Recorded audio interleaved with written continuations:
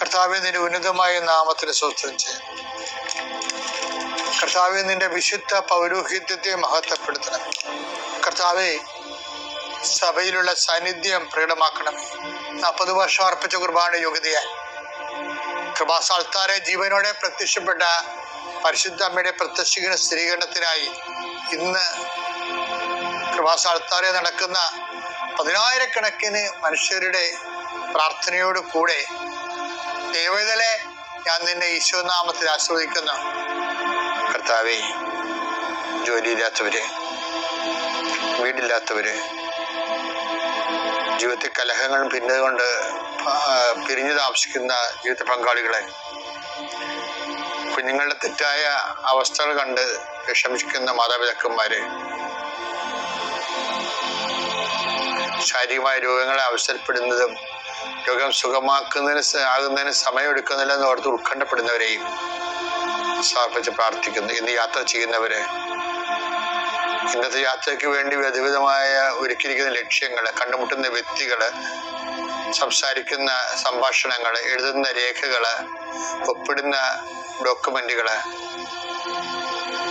പങ്കെടുക്കുന്ന ഇന്റർവ്യൂകള്, സെൻഡ് ചെയ്യുന്ന മെസ്സേജുകള് എല്ലാം കർത്താവിന്റെ കൃപയാൽ നിറയപ്പെടാനും നീ ഇന്ന് തിരികെ എത്തുന്ന സമയത്ത് കർത്താവിന്റെ കൃപ നിന്നെ നിറഞ്ഞു നിന്നുകൊണ്ട് സന്തോഷം വന്ന് ഉറങ്ങുവാനും ഇന്നത്തെ ദിവസം മുൻനിർത്തി നീ കണ്ടുമുട്ടുന്ന ഓരോ നിമിഷങ്ങളെയും, നിന്റെ ഓരോ സമയങ്ങളെയും, സന്ദർഭങ്ങളെയും, എല്ലാം സംരംഭങ്ങളെയും പരിശുദ്ധമ്മ ദൈവമാതാവിന്റെ മധ്യസ്ഥത്തിലെ രാത്രിയും തിരിച്ചെത്തുന്നവരെ കർത്താവിന്റെ നാമത്തിൽ മാതാവിന്റെ മധ്യസ്ഥതയും ഞാൻ നിന്റെ ജീവിതത്തെയും നിന്റെ കുടുംബത്തെയും ഈശോനാമത്തെ ആശീർവദിക്കുന്നു.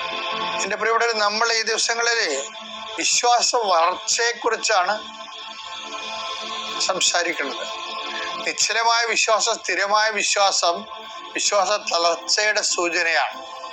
വിശ്വാസം വളരുന്നില്ലെങ്കിൽ നമുക്ക് തളർച്ചയാണ് സംഭവിച്ചിരിക്കുന്നത്. അതെങ്ങനെ റിപ്പയർ ചെയ്യാവുന്ന ഇന്നലെ നമ്മൾ കണ്ടത്.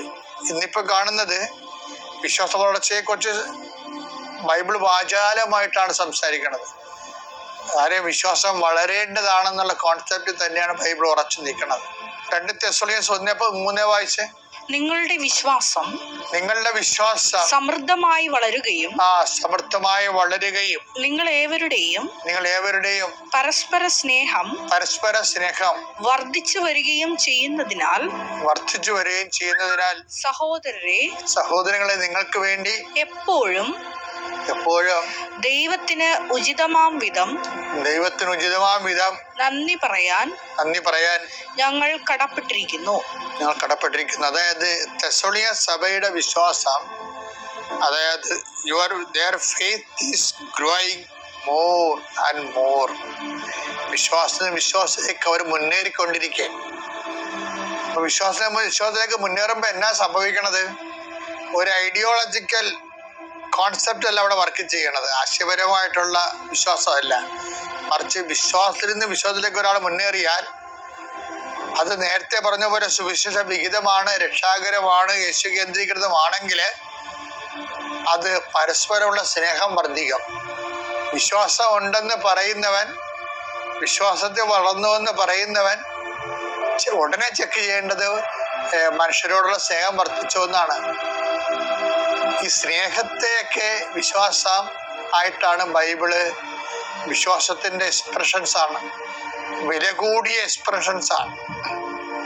വിശ്വാസത്തിന്റെ മൂല്യവത്തായിട്ടുള്ള എക്സ്പ്രഷൻസ് ആണ് പരസ്പര സ്നേഹം എന്നുള്ളത്. വിശ്വാസം കൂടിയെന്ന് പറഞ്ഞാൽ ദൈവം നോക്കണത് സ്നേഹം വർദ്ധിച്ചോ എന്നാണ് നോക്കണത്.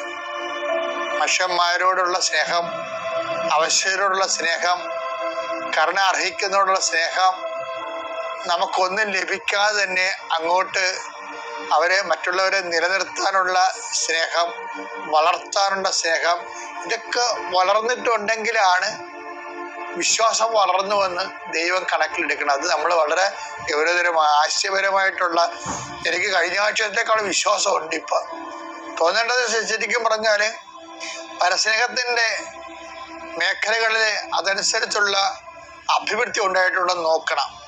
ശ്രദ്ധിക്കുമല്ലോ.